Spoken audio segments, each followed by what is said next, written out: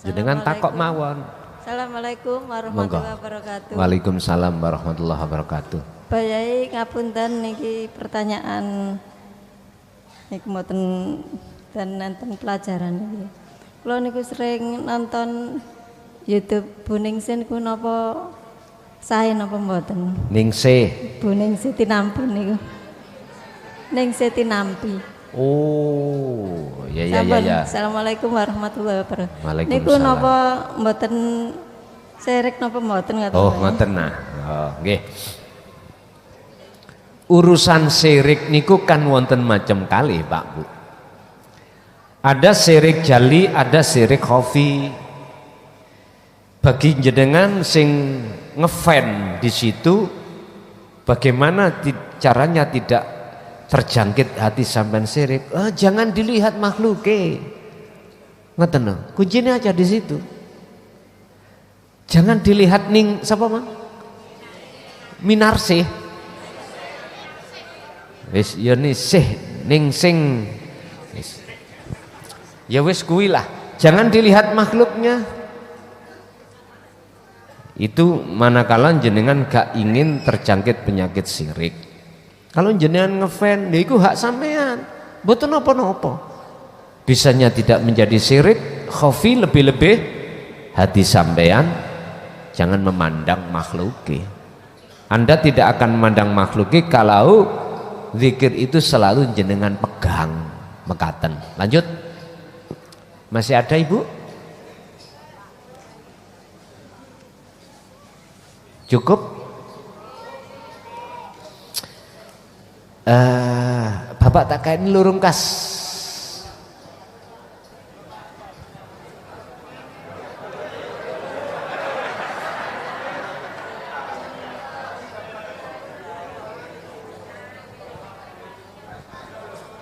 Muni mboten. Mboten muni.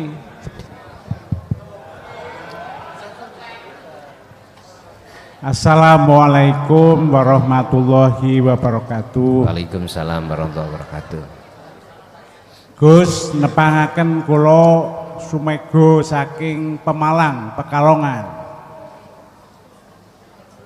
Kula badhe taken babagan ajaran Islam itu kan mengajarkan ada versi khairihi wa syarihi minallah. Kemudian Gus Lason juga mengajarkan la haula wala quwata illa billahil aliyil azim. Tetapi ada ayat lain yang mengatakan innallaha la yughayyiru ma biqaumin hatta yughayyiru ma bi anfusihim. Ini kan berarti tadi yang pertama baik buruk datangnya dari Allah. Kemudian segala gerakan kita juga semuanya dari Allah. La haula wala quwata illa billahil aliyil. Bahkan Gus Lason menyarankan supaya kita itu memfanakan diri. Karena ini semua tuntunan dari Allah. Ini mohon penjelasannya Gus. Kemudian kaitannya dengan innalillahi wa inna ilaihi roji'un. Di dalam surat Al-Ikhlas dikatakan walam yakul lahu kufuwan ahad. Kalau nggak salah itu ayat keempat. Artinya tidak ada yang mampu menyamai Gusti Allah atau Khalik. Kita ini makhluk, nggak mungkin sama. Tapi ketika kita mati, kenapa kita kembali ke sana? Padahal jelas beda, kita makhluk, Gusti Allah Khalik, masa kok bisa match, bisa matching, bisa connect. Niku yang kedua, mohon penjelasannya. Yang terakhir, yang ketiga, ada ajaran yang mengatakan bahwa kita itu nggak usah berdoa. Kalau berdoa itu malah nggak kabul. Padahal Islam mengajarkan utuni astajib lakum, berdoalah, nanti akan dikabulkan oleh Allah. Itu dasarnya ada beberapa di surat. Kayak gitu. Dalam konsep kejawen juga ada konsep suwung. Udah kita diem aja. Lah kita juga ada yang Islam mengajarkan seperti itu ya, terutama yang hakikat ini. Terima kasih Gus. Tiga pertanyaan mawon. Assalamualaikum warahmatullahi wabarakatuh. Waalaikumsalam warahmatullahi wabarakatuh. Tentang pengajaran di dalam Islam ada istilah api elek songko Allah. Ada juga keterangan dalam satu ayat Allah tidak akan merubah nasib sebuah kaum kalau kaum itu tidak merubah sendiri. Jenengan jangan sampai terprovokasi dengan kalimah.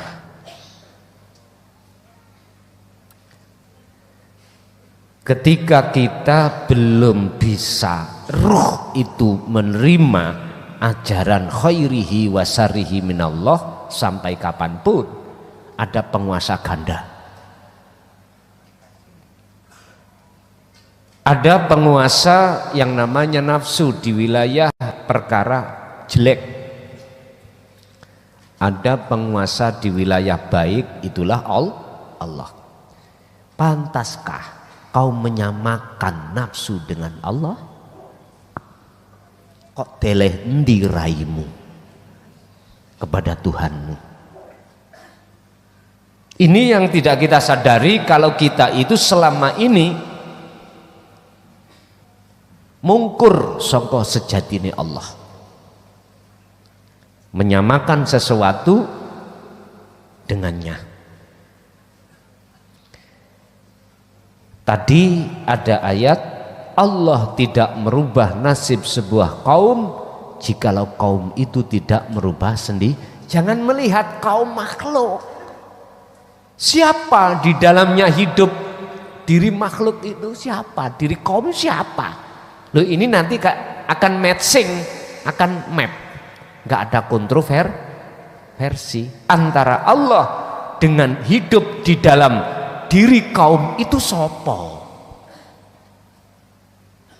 Akhirnya antara dua konsep ini tidak akan dikatakan kontroversi. Itu kalau kita sudah kefanaan selain daripada yang wujud. Enggak, itu caranya. Yang kedua, tentang masalah berdoa. Oh, ketiga ya. Yang kedua tadi apa? Kembali kepada Allah. Bukankah kita asalnya dari itu? Mengapa kita harus kembali? Pak, inilah berlakunya hukum syariat di tengah-tengah orang syariat. Makanya mengapa kalau ada orang mati mesti ning corong-corong ngucap innalil, gak ning corong tok, ning grup lo yang ngono.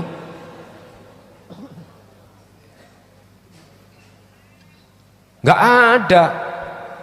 Setahu saya secara syariat ada orang mati, alhamdulillah Bapak Ibu Cak Jo pun boten nonton, boten nonton, mesti innalillahi. Itulah Pak hukum syar'i. Cuman yang menjadi perhatian atau menurut bahasa saya yang menjadi sangat ironis, tidak mengerti maksud wa inna ilaihi rajiun. Kembali kemana? Ingat, jasmaniah kita ada mata yang disebut ainul basariyah, yang fungsinya untuk bersaksi, melihat, memandang terhadap makhluk. Tapi ingat juga rohani kita punya mata yang disebut ainul basirah, yang fungsinya hanyalah asyhadu illallah, hanya bersaksi, memandang, melihat, beriman pada hidup sejati. Itu berhubung kita sebagai umat ini menolak taklimut tauhid, maka nggak bisa Pak. Kita hanya mengucapkan innalillahi wa inna ilaihi rajiun, tapi maksudnya rajiunnya kita tidak tahu. Sehingga syahadat ya tetap kita baca syahadat miturut syariatnya saja. Untuk mengaplikasikan di ruh syahadat hakikatnya nggak bisa. Sebab di situ ada persyaratan. Anda akan bisa ilallah, bersaksi hanya pada Allah, manakala selain Allah dalam dirimu sudah tidak ada. Loh, ini kan konsep apa? Konsep dalani pati lah temriku tah. Konsep jenengan iki talini urip kan ada di situ. Konsep nafi isbat sampai di situ. Atau boleh saya katakan miturut ulama ahli ma'rifat, konsep seseorang untuk bisa makrifat pada Allah ya lewat nafi isbat ini tadi. Asyhadu alla ilaha illallah. Memahamkan. Di situ ada nafi, ada isbat. Lalu yang ketiga berdoa. Mengapa kita berdoa malah gak diijabahi, menengoai diijabahi? Oke, Bapak Ibu, kita hormati konsep teori di dalam syariat lewat dasar ud'uni astajib lakum. Tapi jarang sekali kita menghayati ya mutakalim di dalamnya. Sehingga ud'uni kita artikan minta. Tapi konsep di dalam hukum hakikat ud'uni diartikan menghadap, menemui. Sebab di dalam tafsir apapun ud'uni itu ada syarat yang disembunyikan. Apa syaratnya? Jikalau kau betul-betul mintanya terhadapku, betul-betul memintanya terhadapku, berarti kan ketemu. Dikatakan mintanya terhadapku, si hamba kudu ketemu ni ingsun Allah. Artinya syarate di dalam diri jenengan ingsune makhluk itu enggak ada. Akhirnya jadi isbat ingsune Allah, yaitu disebut bertemu. Lah ini yang tidak diperhatikan saudara kita di dalam hukum syariah. Sing penting donga, sing penting donga. Nyun sewu. Sebelum berdoa itu ada yang namanya arep-arep, Pak. Nek arep-arep kan meneng. Namanya tomak. Antara tomak dengan minta itu lebih berat minta, Pak. Jangankan minta, tomak aja gak boleh kok. Mengapa demikian? Konsep di dalam talini urip, konsep di dalam nafi isbat, dinu tauhid, nyun sewu, sudah tidak bisa dihitung, Pak. Nikmat Allah yang diberikan terhadap kita setiap detik, kalau kita mau meneliti loh ya, nafas keluar masuk yang tidak lepas dari oksigen, disuruh bayar apa enggak sama Allah? Enggak toh? Sing ngelayani ya Allah. Coba ini sampai rupiahkan berapa? Bisakah sampai iki umpama gini, Pak, sampai kata oleh ambekan setengah jam tak ganti 5 juta. Dos pundi? Mboten buron toh? Mboten buron. Berarti nilai oksigen yang dibutuhkan kita itu dalam rangka untuk bernafas itu tidak bisa diukur senilai berapapun jumlah rupiah, nggak bisa. Beliau ini orang-orang yang sudah kenal terhadap Tuhannya, malu, Pak, malu, mau minta iku malu secara ruhaniah loh ya. Karena apa? Sesuatu yang tidak diminta sudah dijamin Allah sendiri. Lah nyapa Gusti Allah iku tak dekte, tak wurui, mboten ngoten. Diem memang. Tapi suatu saat dia tidak bisa diem karena apa? Dihadapkan hukum syariat. Contoh, saya sering disuruh ndonga wae ngaji, ngoten ya. Oke. Bagaimana kita biar tidak salah? Hati jenengan tetap ini wajah tuas, iya. madhep nang urip. Ojo madhep apa sing dikarepke. Memang benar, justru posisi sing seperti inilah Bapak Ibu, akhlak ilahiyah jenengan terapkan nek wis nyun sewu, nek jenengan sudah menompo iku apa? Menerima tumpeng upo iku katut dhewe mboten? Katut. Beda nek jenengan njogo upo, ilang tumpenge. Mangkane jenengan nek sir nang anake maratuwa, kowe nang maratuwamu dhisik. Idek ono lah ngoten nggih. Zaman dulu, Pak, ya. Zaman dulu. Nek zaman sekarang, mohon maaf. Kebo iku nganut gudel.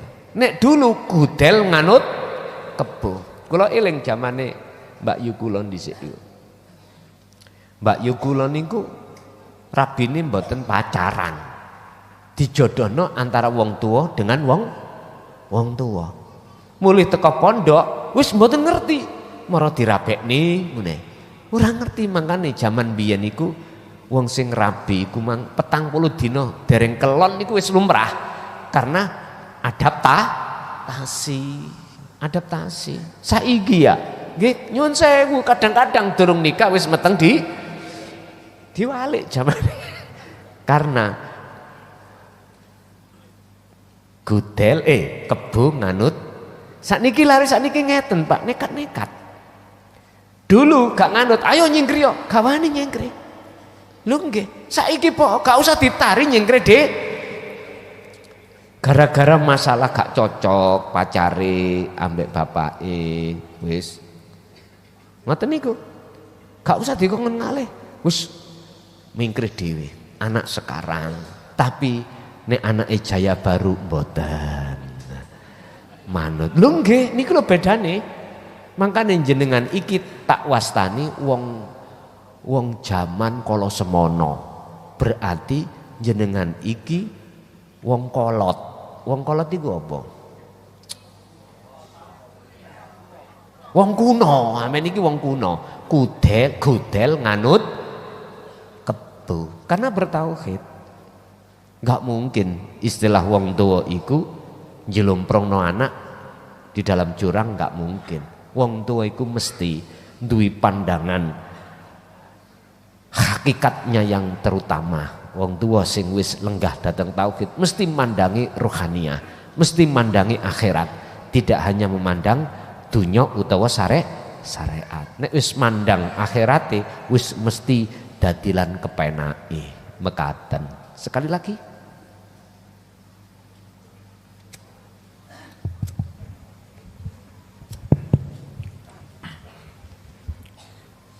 Assalamualaikum warahmatullahi wabarakatuh. Waalaikumsalam. Terima kasih Gus. Saya jamaah baru. Sebetulnya banyak yang ingin saya tanyakan, cuman karena saya sudah banyak mengikuti YouTube dari Gus, sehingga sebagian besar dari yang saya penasaran itu sudah terjawab melalui YouTube. Namun satu yang perlu saya tanyakan di sini. Sebagaimana kita ketahui bahwa hukum syariat, makrifat, thariqat, hakikat maupun makrifat itu insya Allah semuanya bersumber dari Al-Quran, dan insya Allah semuanya patuh dan tunduk pada Al-Quran. Namun yang saya ketahui begini Gus, di dalam Al-Quran itu ada sebuah ayat yang bunyinya Bismillahirrahmanirrahim, Innallaha wa malaikatahu yusholluna ala nabi ya ayyuhalladzina amanu shollu alaihi wa sallimu taslima. Itu artinya bahwa intinya kita disuruh untuk berselawat kepada Nabi. Namun setelah saya mengikuti ilmu tauhid khususnya di Jaya Baru ini, yang khususnya disuruh untuk mendawamkan dzikir Sirul Asrar, maka apakah ayat innallaha wa malaikatuhu shollu ala nabi itu masih tetap berlaku atau kita hanya mendawamkan dzikir Sirul Asrar tersebut? Saya kira itu yang bisa saya tanyakan. Assalamualaikum warahmatullahi wabarakatuh. Waalaikumsalam warahmatullahi wabarakatuh. Jawaban saya ada dua versi. Secara syariat iya, tapi secara hakikat jangan. Artinya apa? Jangan itu ya apa? Tergantung jenengan jangan lodeh apa jangan asem. Ngeten. Yusalluna podo maca sholawat niku bahasa sarengat ya dah. Sehingga Allah itu bersolawat, malaikat bersolawat terhadap kanjeng Nabi. Tapi ketika ditanya, dia beriman kalau Allah bersolawat, malaikat bersolawat, solawatnya ya apa? Wong loro iku gak iso jawab. Ini kami yang kurang objektif itu gitu. Kita berani mengatakan dan mengatakan itu benar, tapi kita tidak tahu kebenarannya, itu kurang objektif. Makanya mengapa Allah katakan dalam satu ayat, udkhulu do mlebu sira kabeh fisilmi, di dalam agama Islam kafah halis sampurno. Sempurna no Islamu biar paham. Dari kacamata hakikat yusalluna itu tidak diartikan membaca sholawat. Apa sih sholawat itu? Sangka dene sholat, as-sholatu ayat doa. Ayat doa itu adalah taqabbalallahu minkum, madepe atimu sira kabeh ilallahi maling Allah. Apa? Iqbal, madepe atimu menyang Gus. Berarti ad-doa itu bagi golongan ahli syuhud atau ahli hakikat makrifat itu menghadap, tidak diartikan meminta atau membaca sholawat. Ringkese yusalluna iku tajaline Allah terhadap Muhammad, tajaline Allah terhadap jenengan, tajaline jenengan terhadap Allah yang bagaimana? Itu nanti yang disebut syafaat. Bingung? Nggih, sik bingung kula. Oke. Ngeten, Pak. Kalem-kalem nggih. Jenengan secara syariat silahkan itu terus dibaca dengan kalimah yang umum sallallahu ala Muhammad atau dan yang lainnya monggo. Tapi ruhaniyah sampean, jangan yang dimaksud di sini adalah Muhammad, mohon maaf ya, Ibnu Abdillah saja. Enggak. Tajaline Allah terhadap makhluk berupa syafaat, contoh air. Contoh air. Nama air iki Muhammad. Tajaline Allah berupa syafaat bisa untuk menghilangkan rasa haus. Tapi bukan berarti makhluk yang disebut air itu yang bisa untuk menghilangkan haus. Jenengan harus bisa ketemu terhadap Allahnya lewat syafaat ini tadi. Lah ini Bapak Ibu, kalau tidak Allah kasih wahyu kalam, nggak mungkin jenengan bisa ketemu. Munculnya kalam sangka Allah mayyasha hanya diberikan pada hamba yang digendaki. Merekalah yang kumaksud yang digendaki, yang sudah punya akses atau tali khusus hubungan terhadap urip utawa wujud sejatinya Allah. Pundi ya zikir itu. Makanya sampean buka ning Quran bab masalah zikir diulang-ulang kali. Bahkan di situ ditaukiti menjadi maf'ul mutlak atau yang lainnya menjadi kalimah yang bersifatkan menguatkan kathiron. Tak ngoten ya. Terus menerus, bahkan ditambahi maneh bukrata wa asilan, iku saking pentinge. Ngoten niki. Jadi hanya mereka yang digendaki Allah yang akan bisa bertemu terhadap Allahnya, mereka yang sudah memegang akses atau tali hubungan langsung frekuensi kepada gesang atau hidup. Itulah wahuwa adzikru bisiril asrar, orang yang sudah belajar memahami tauhid la ilaha illa anta sampai bisa ke la ilaha illa ana. Jadi pertanyaan apakah itu tetap berlaku hukum syariat? Silahkan jenengan baca, tapi hati jenengan bertajalilah. Paham nggih? Wis ngoten mawon.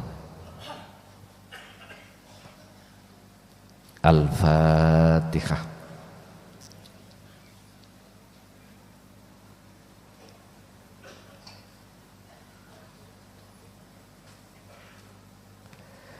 Akhirul kalam. Assalamualaikum warahmatullahi wabarakatuh.